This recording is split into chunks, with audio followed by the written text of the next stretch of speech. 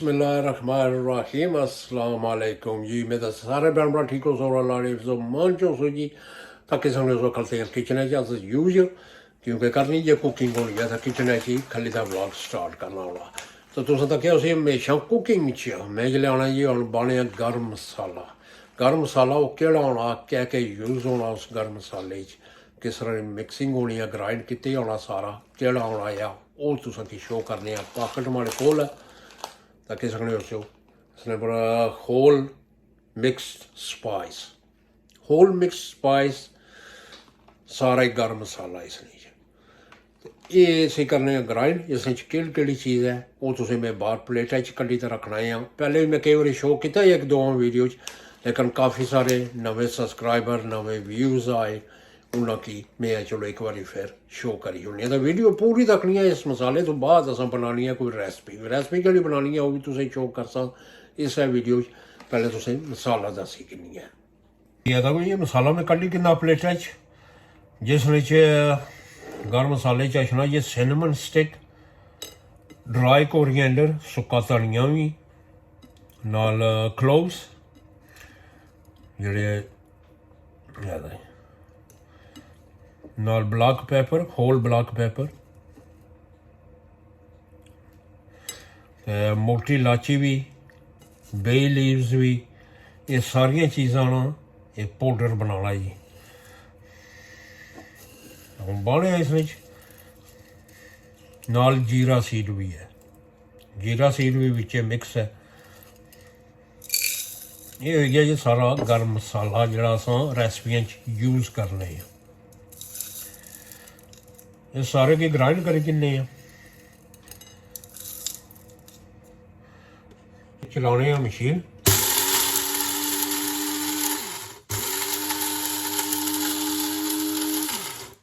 ज़्यादा कोई कड्ढने प्लेटा च हूँ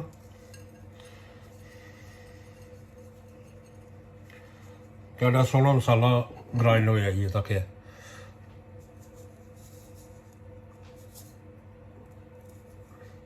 ताकि बेहतरीन हो गया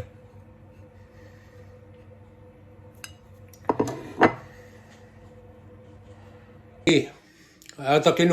मसाला सा पी गिंदा ये रखी छोड़नी जार असा भरींदा हूँ जिसलै भी कुछ कुकिंग करसा कोई रेसिपी बनासा उसने इसकी यूज़ कर इंसान आराम नाल इंडिविजुअली चीज़ां रखने नालों सारा मसाला मिक्स तुसा के नीचो होल मसाला घर ग्राइंड करी लो बेहतर रहना या ग्राइंड होया भी लब्भी जाना पर तुसा घर आनी तो करो बेहतर होना उसकी टेस्ट भी बैटर होनी है तो हूँ बनाने कोई रेसिपी केड़ी बनानी है वो भी तुसें दसनी है रेसिपी जी अस बनानी उस वास्ते चीज़ां जड़ियां असें चेंजियां जी कोई पहले तो प्लेन फ्लावर मैदा तकरीबन 3 टेबल स्पून ओलिव ऑयल एक अंडा salt butter garlic chilli parsley process शुरू करने ये किस तरीके नाल बनानी ये सब तो पहले तो बोल रखी है जी बोल इस वास्ते यूज़ करना भांडा चाहिए होना थोड़े झैड़ा दुइयां बोलां भी हैं पर वो थोड़ियां सौलियां है बड़ियां पर वो ज़्यादा डूंघियां और सौलियां ये थोड़ी जी खुली सी मैं चलो ये बोल यूज़ करी है मिट्टी नहीं तो इसमें पहले बाने जी मैदा एक प्लेट मैदे नहीं पाइए अस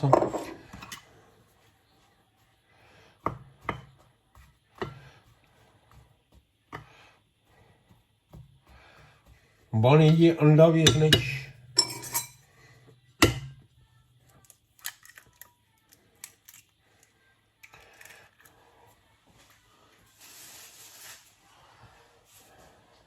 नाल सटनी जी तेल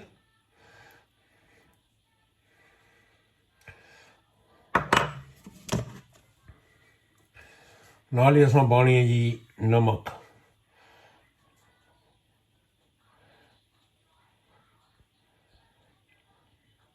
तकरीबन हाफ टेबल स्पून नमक नहीं काफ़ी है इस करनी है जी मिक्स सारे की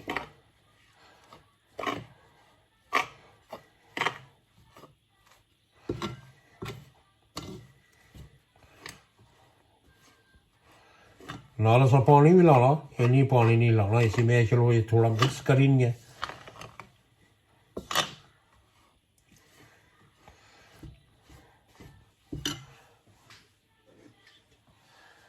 मान लीजिए यीस्ट असां पानी सेड़ी तो रखी सी, पानी तो वैसे भी ला लो,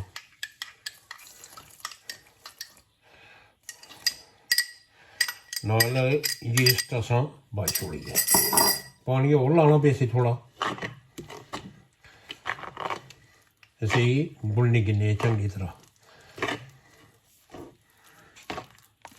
जी। माशाल्लाह ये तो कोई पेड़ा तो असा बनाई गिना।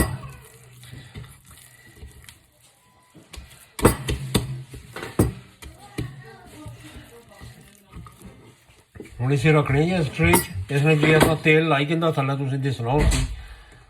तो इसी अपरों करी छोड़ने ये कवर,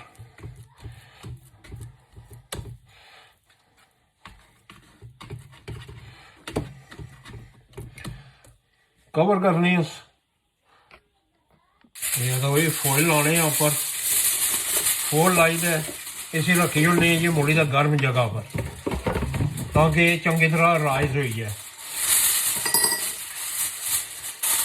ये ना ये फॉइल इतनी ज़्यादा है क्योंकि फॉइल थोड़ी ख़राब सी, ऐसा फिर वो ख़राब हुई थी इस वास्ते, नहीं तो ये पूरी ट्रे जितनी ट्रे है ना उतनी बराबर है, बाकी नहीं है ख़राब है हुई।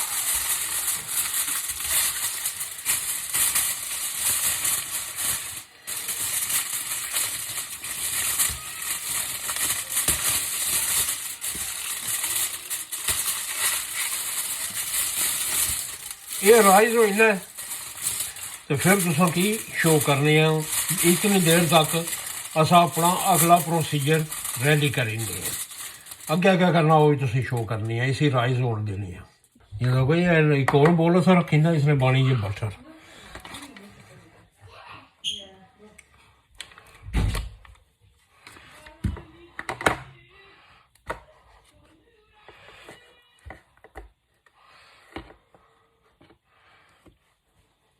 इसी करने ये थोड़ा जहा मेल्ट,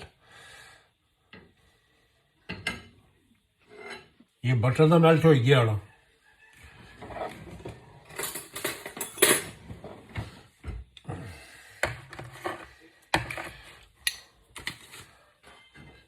इसमें असी बाई छोड़ने हैं जी गार्लिक, ग्रीन चिलीज और सम पार्सले।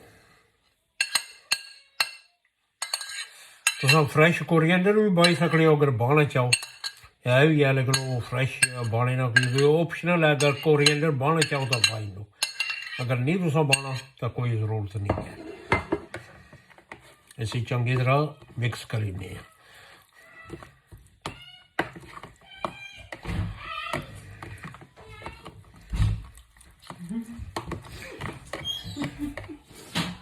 जी ये माशाल्लाह ये तो कोई साड़ी गार्लिक पेस्ट भी तैयार, गार्लिक एंड चिली पेस्ट। तो हम नेक्स्ट करने जी अस चीज़ ग्रेट करी है, कद्दूकश करी चीज़ की। ये तो कोई लो साड़ा राइज हो गया सी, तो इसे हम इतने करी फ्लैट, ये तकरीबन जिले डो तुम तैयार करने होना तो इसी राइज होनी तकरीबन लगी जाना 1.5 घंटा। ये तो कोई ये तो हो गया चंगी तरह फ्लैट, हूँ इसी फिर कवर करने, फिर मुड़ी का रह देने, तो फिर मुड़ी का राइज हुई है फ्लैट असा करेंदा जी चंगी तरह।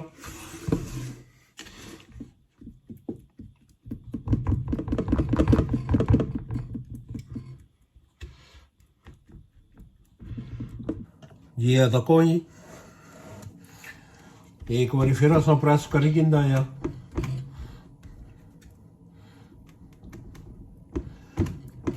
जो जी एर सी कड़ी दी है, कोई थोड़ी बहुती एर है सी।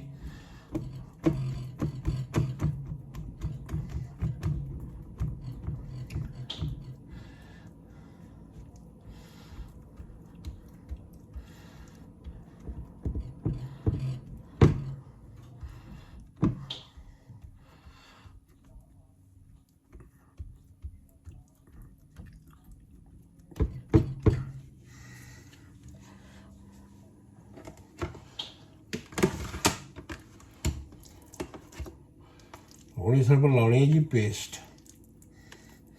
ਪੂਰਾ ਹੀ ਕਵਰ ਕਰਨੀ ਹੈ ਪੇਸਟ ਨਾਲ।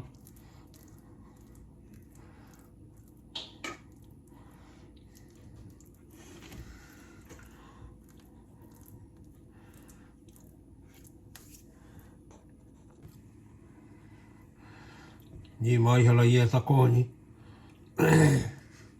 असां चंगी तरह जी गार्लिक लाईंदा ब्रेड पर।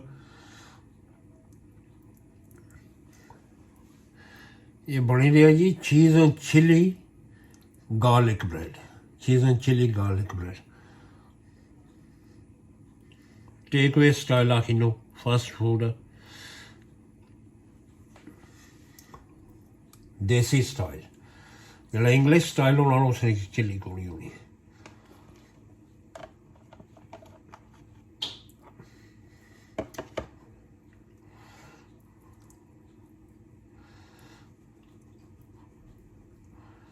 माशाल्लाह जी बेहतरीन लेयर लगी गई है जी सारे पर। अच्छा जी इसने दो तरीके हैं, या तो पान गैसा पर रखी किनो तो उसने पर रखो एक टिन मुड़ी तो अपनों कवर करी छोड़ो कुक करी नो, या तुसा सीधा ओवन च जान दो। हूँ ये तो हो गया ना, हूँ लानी है जी उपर चीज़ नहीं लेयर लानी है, वो भी तुम दसनी है जी।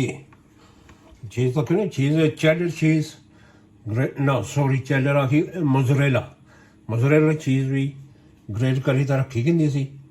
इसी बाने अपनों कवर करनी है चीज़ नाल।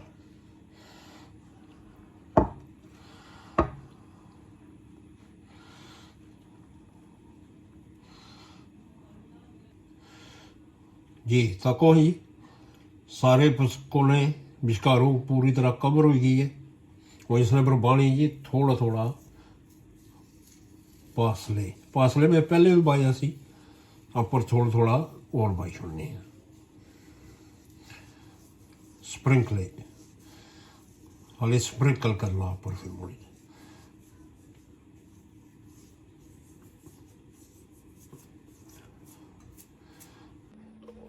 ओवन भी आसान कर किंदा सी।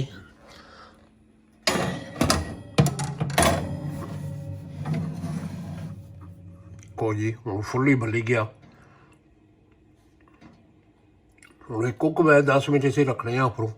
फिर तुम शो करने जी। है तो को जी माशाल्लाह बेहतरीन, साइडों पर थोड़ा जहा खराब हो गया। हूँ जी इसकी कटी किन्ने हैं,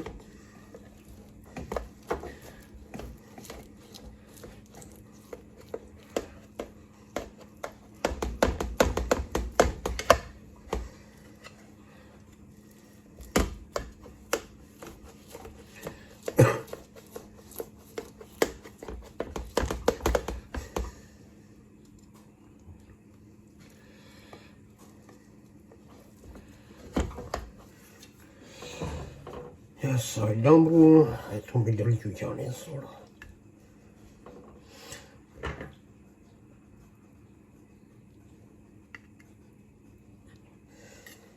माशाल्लाह है तो कोई टर्न ओवर करिए, है तो कोई पिछले पासों भी सही पक्की है, कुक सही हो गया, लेकिन थोड़ा जहा ना ट्रेन लगी रही गया जड़ा लगना नहीं सी चीज ना, बट बेहतरीन कुक हो गया जी मजे ना। तो थोड़ा जहा लाई तो खाने जी माशाल्लाह जी बेहतरीन।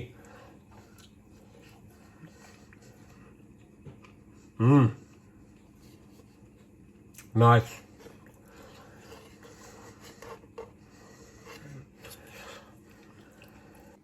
उम्मीद कर रहे हैं कि आज नहीं चिली चीज़ गार्लिक ब्रेड तुसें पसंद आई है, उसी पसंद आई है लाइक शेयर सब्सक्राइब करी छोड़ो। तुसें मिल सा अगली वीडियो अगले व्लॉग च इतनी देर तक अपना ख्याल रखे, माड़े वास्ते दुआ करी छोड़े। अल्लाह हाफिज़।